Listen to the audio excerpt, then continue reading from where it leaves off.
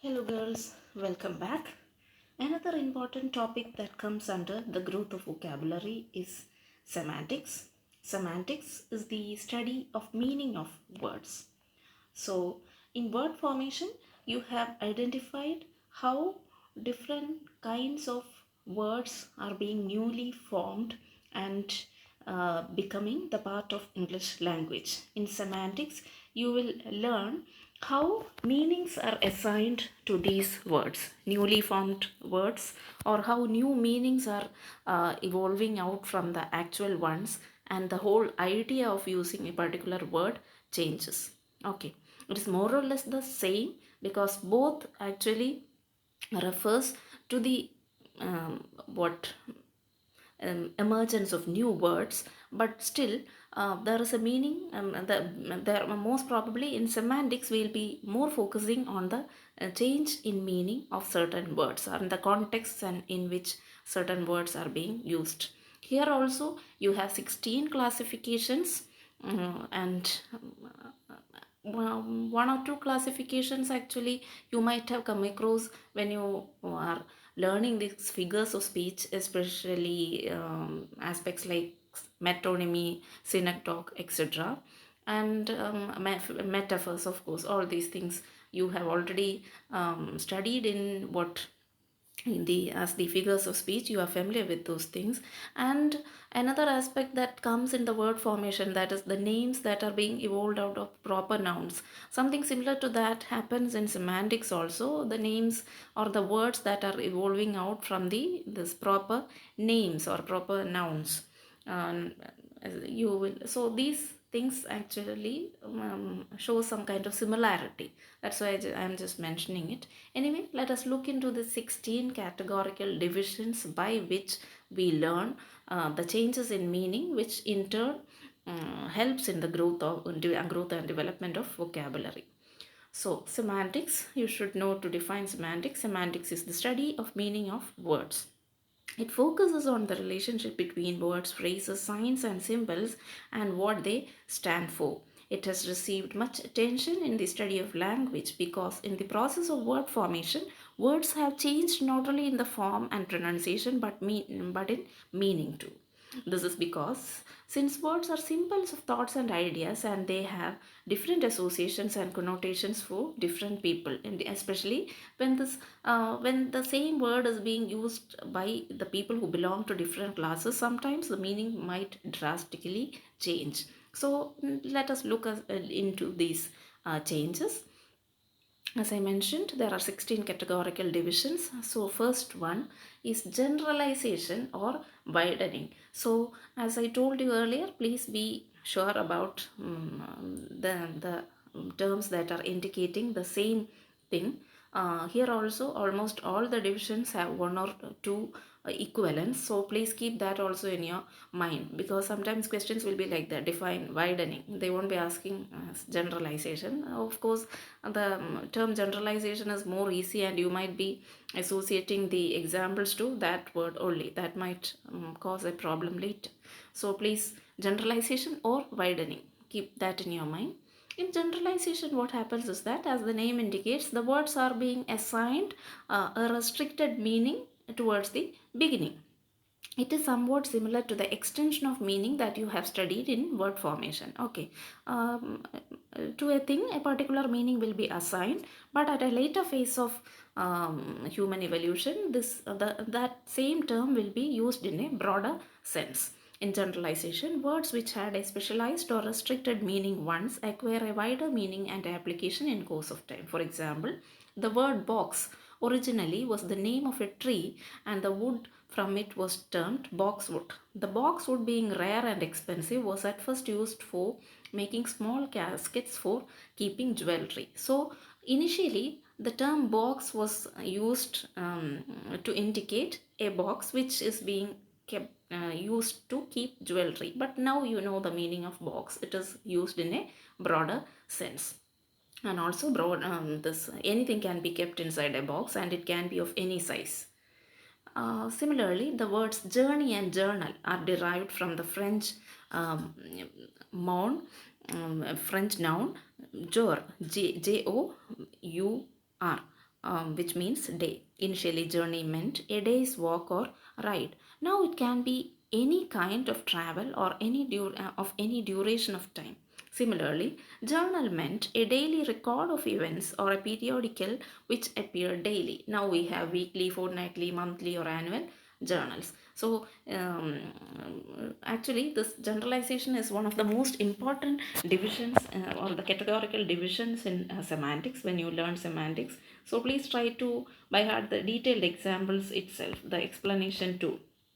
Also, another example, the term tragedy is no longer employed in its strictly dramatic sense but has come to mean any occurrence which is felt to be a great calamity. Earlier, it is associated with play like Shakespearean tragedies and all, and but now we call, okay, oh, that is a tragedy. We use in the literal language in day to day lives. Okay, so I hope the idea of generalization is clear.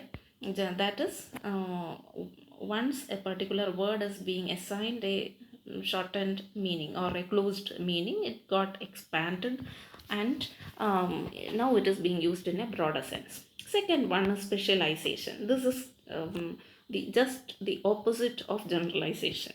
Okay, because specialization means many words. Initially, there will be certain words which actually takes things to a broader sense, but later being restricted or specialized to indicate a particular aspect itself. So that is what you mean by specialization.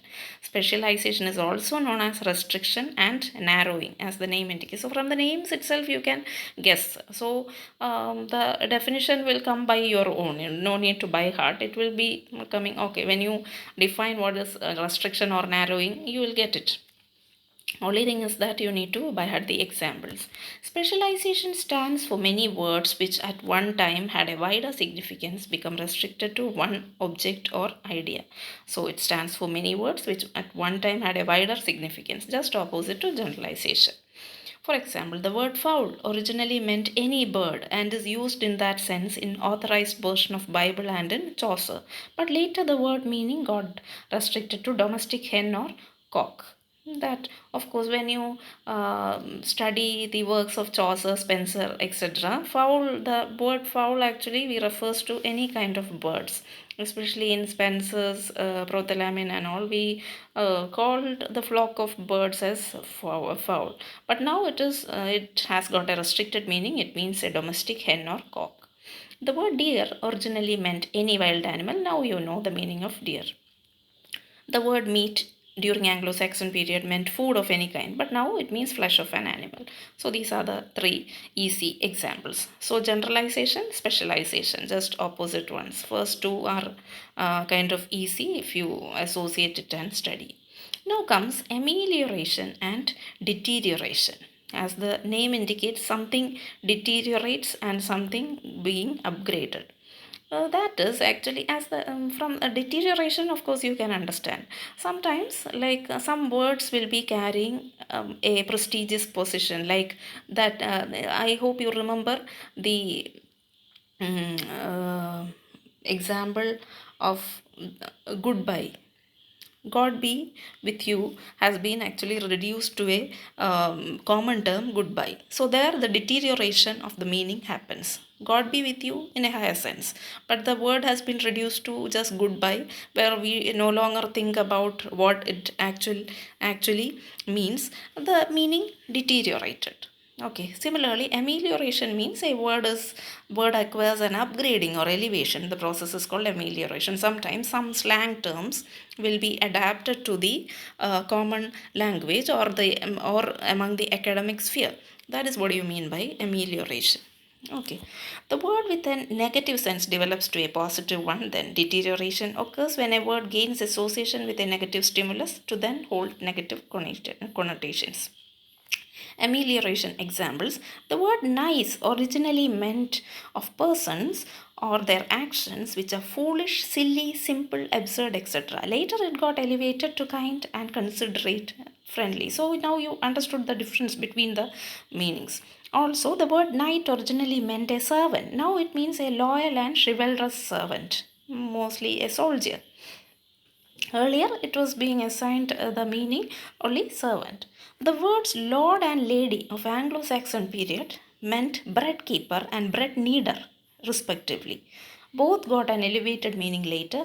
Of course, you know the meaning of lord and lady. Then steward originally meant the keeper of a sty of pigs or cattle. Now, the examples of deterioration, number of words: gaudy, bloody, Whitsun, etc.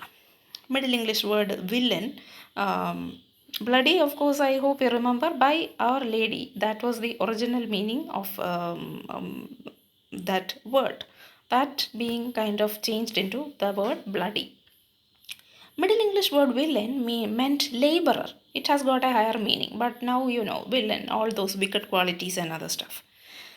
And similarly, vulgar derived from Latin word vulgus, which meant a crowd.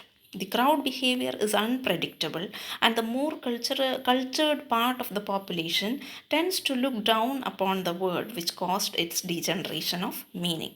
Okay, so similarly, heathens is another example. So originally meant a hut dweller, later degenerated to non believers in the process of conversion. Lust in Old English period simply meant desire, but later it got deteriorated into sexual desire. Knave originally meant boy or servant, but now it's a word for rocks. Now, so I hope amelioration and deterioration is clear for you. That is upgrading the meaning and degrading the meaning. Amelioration means upgrading the meaning from a lower level to higher level. Then deterioration means lowering the meaning of a particular word from a higher level to lower level.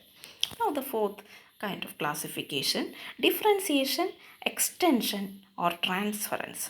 Let us look into what it is. Differentiation, extension or transference. From the word extension, you might have got an idea. This is kind of like forming words by word meanings or changing the meanings by combining 2-3 words. Some words undergo specialization and generalization but differ in meaning. This is called differentiation or extension. The acquired meaning may be understood as derived from the original meaning. From the example, you will get a better idea. To send a wire means to send a message through telegram, where wire has an extended meaning. Of course, but it also retains the original meaning of the metallic filament. Wire taken as a single word, it got hold of the original meaning. But to send a wire means to send communication, to send a message. It has got an entirely different meaning. So that is what you mean by extension or transference or differentiation. To give a ring means to telephone, where ring has an extended meaning. Yeah. Ring individually taken has got another meaning. To drop a line means to write a letter, where line is used in the extended sense. There are cases in which it is difficult to recognize any common idea between word meanings. For example, fast originally meant to remain firm, and the extended meaning is quick movement. You can look into the rest by your own because there is no need of too many examples. Now let us look into the next categorical division, that is radiation or polysemy. This question has been asked a couple of times for 2 mark questions as polysemy, so please take note. The coexistence of several meanings, as the name poly means different, multi, poly, etc. means different or several. The coexistence of several meanings in one word is called polysemy or radiation. A few words in English has no greater contradiction between the Old English, Middle English and Modern English meaning. For example, the word drive was used in the 16th century in the sense of driving a flock of sheep or a herd of cattle. Later, it developed into the usage of driving a coach or a car.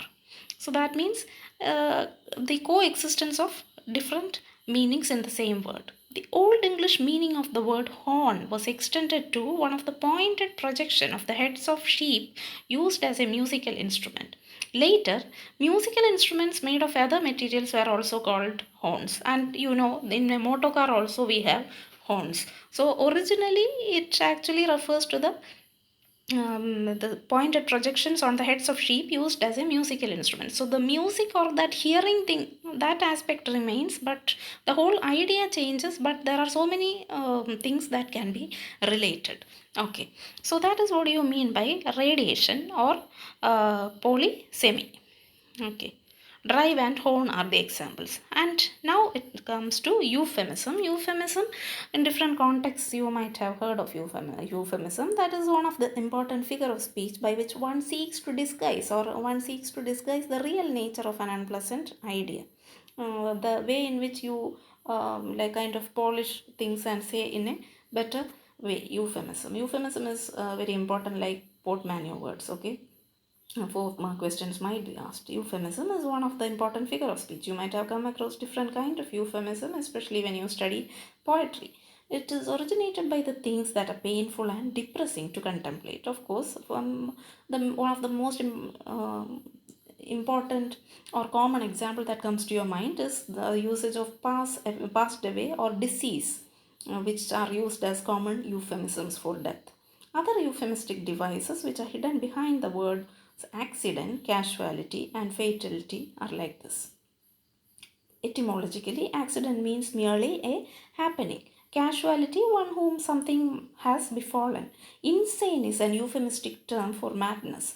The word originally meant nothing more than unhealthy. So that is what you mean by euphemism. So there is a euphemism. You just have to by heart the what examples. There is no way to confuse it between something else. Now comes polarization and depolarization. That is something new to you. You can't relate it to something else that you have already learned. Polarization is a kind of coloring. That is some kind of added meaning or an emotional significance which changes the meaning of the whole word. Polarization or coloring happens in course of time. A word acquires a definite coloring or emotional significance for which etymologically there is no justification. In some cases, this coloring affects it for a limited period only, in others it persists. For example, the word Gothic. In 18th century, the word Gothic was used in a derogatory sense, synonymous with uncouth, barbarous, etc. But in course of time, especially with the emergence of novel and all, this has got another kind of coloring. With Gothic comes all kind of like it all kind of this mysterious hidden things, but it acquires a kind of signification or which we don't condemn the word Gothic, we won't praise it also, kind of neutral meaning. Also, the adjective Victorian, at one time quite colorless, now implies some degree of condemnation. To harbor originally meant to give shelter. Now it has colored meaning of giving shelter to criminals, spies, suspects, etc. Similarly, I hope you understood the idea. The word Victorian, from the word itself, you will have a tendency to associate it with the colonization, industrialization, etc. etc. At one time, it was quite colorless. It was just the name of a queen. But now you know the multiple things that gets associated with the term at a particular point. So that is what you mean by coloring. Depolarization is the loss of distinctive coloring. Okay, so I hope you got the idea. This I'll just tell explain one more time. Polarization or coloring happens in course of time. A word acquires a definite coloring. For example, Gothic. The term Gothic itself, you might have a tendency to associate it with all the Yakshi stories, with all Dracula stories, and all those eerie things that these things will be coming to your mind. And Victorian, the Queen Victoria, of course, colonialism, industrialization, many things will be coming to your mind. To harbor means, okay, to nurture or to kind of giving shelter to criminal, spy, suspect, anything you can. So many kind of associations you can associate with the same term at just at one point of time. So now depolarization, exactly the opposite of what you have learned now. Depolarization or the loss of distinct coloring can be seen in a limited number of words in English. Generally, words with a religious or political significance. For example, the word Christian was originally a term to contemptuous ridicule or mockery. Later it depolarized and lost its coloring. Words like policy, politics, politician were terms suggesting dishonesty and trickery. All three have become depolarized and became respectable later. Now we use it just like a common word. Brave in 17th century meant boastful, or when applied to inanimate things, gaudy. It got depolarized and got today's meaning courageous, brave. So I hope you understood. Sometimes the coloring is being lost is depolarization. Polarization, coloring of the words is being added, more and more colored. That is, coloring here actually means associations, different associations. Now coming to metaphorical application, it has something to do with the metaphors you have already learned in the figures of speech. Any word or expression that is capable of being used metaphorically is figurative in force. Of course, figures of speech. Such words fall into two classes: those where the literal use is still preserved, so that the metaphorical application constitutes with what is virtually a new meaning or a new word; those where the metaphorical sense has gained precedence over the actual meaning. So one is it is being used in both the senses, and the other one, the literal meaning is being lost. Examples for the first category: keen, dull, sharp, bright, volatile. And second category is sad and silly. The original meaning of sad was full, but by Elizabethan times it had come to mean sober or serious, and is so used frequently by Shakespeare as well as by the translators of the authorized version of Bible. Similarly, silly actually meant happy, then it came to denote the present meaning simple or stupid. So this is what you mean by keeping the metaphorical meaning there, or along with the literal meaning, or not. Examples for both. Now comes the term prudery, that is comparatively a new term to you. It is kind of something that is related to euphemism, but not in such a sad or serious sense. A number of euphemistic expressions are traceable to a false sense of delicacy and refinement. This is something more harmless. Euphemism usually refers to all those tragic words like death, then accident, tragedy, etc., etc. But prudery is a kind of polishing some kind of things and telling it in a better way. Okay, kind of refinement, rather than a genuine desire to avoid giving pain or embarrassment. In other words, to prudery. And allied to this, there is sometimes also an element of social snobbery and affectation. For example, paying guest for boarder. In schools we used to tell that okay, we are staying in boarding, but later on, when after reaching the college, will you be telling like that? You will either be telling that okay, I'm in a hostel, or I'm staying as a paying guest, like that. Financier for money lender, staff accountant for bookmaker, sanitary engineer for plumber, etc. So these are the kind of euphemistic terms which bring some kind of a refinement.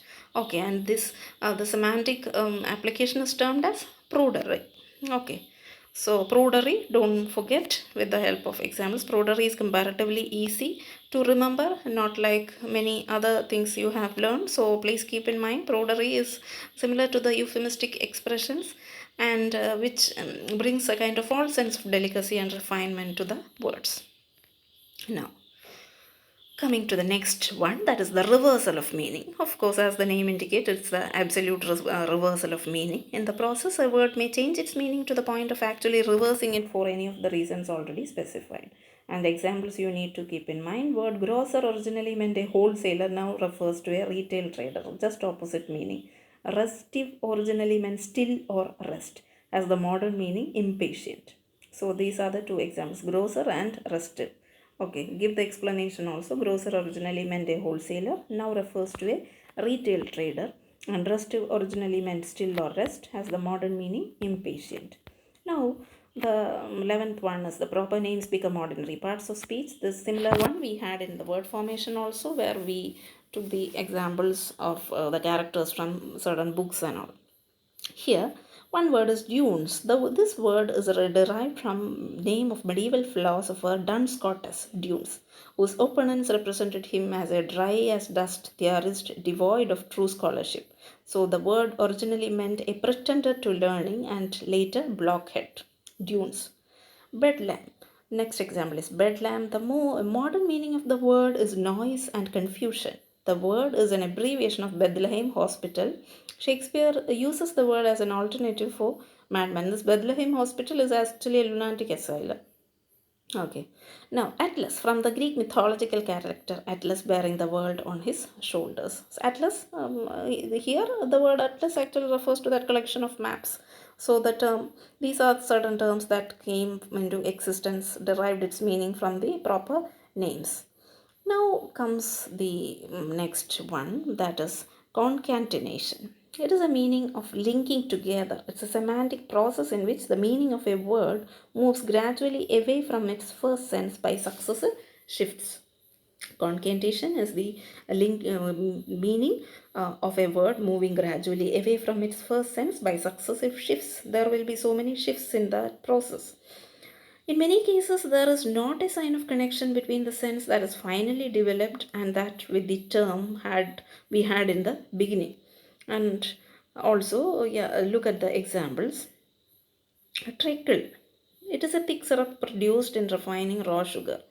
Later, it meant wild beast. Later, again, the meaning changed to remedy for bites of venomous beast. Again, meaning changed for an antidote. Again, to any effective remedy. Then again, molasses, that is thick syrup made of sugar, like that. So the meaning kind of like it is kind of a gradual shift, and later it reached somewhere towards the beginning. Similarly, the word candidate, white robbed it meant, then it meant office seeker in white gowns, then a person who seeks an office, then any person who proposed for a place, award, etc. So that is how a successive shift of meaning change is termed as concatenation. Okay, successive shifts, and these shifts you can actually show like this. So only two examples have been given for you people to understand easily. Just this candidate as well as the word trickle. Now the another semantic form is way in which the meanings change is synesthesia. You know, you have already learned synesthesia in the as a figure of speech. It is a sensation produced in one modality when a stimulus is applied to another modality, as when the hearing of a certain sound induces the visualization of a certain color.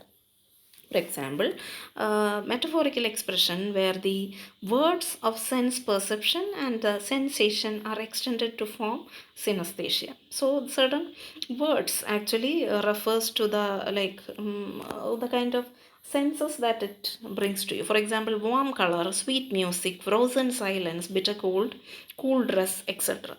Okay, so yeah, I hope you understood. You already know it as a figure of speech, so I don't think there is much explanation is needed. Just by heart the examples: warm color, sweet music, frozen silence, bitter cold, etc. And synecdoche also you know, because you might have been familiar with the term synecdoche as a figure of speech.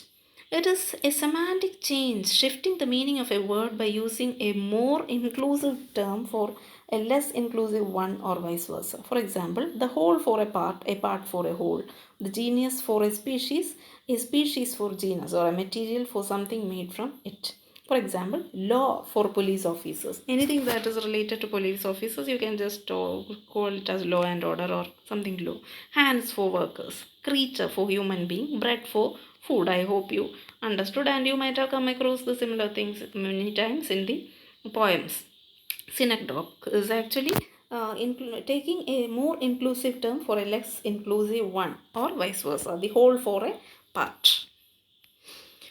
And metonymy, you know, metonymy is also another figure of speech. Metonymy and synecdoche is sometimes considered as a subclass of metaphor. Metonymy is a figure of speech in which a thing or concept is called not by its own name but rather by the name of something associated in meaning with that thing or concept. For example, Hollywood for US film industry, lending an ear for catching attention, dish to refer food, like that.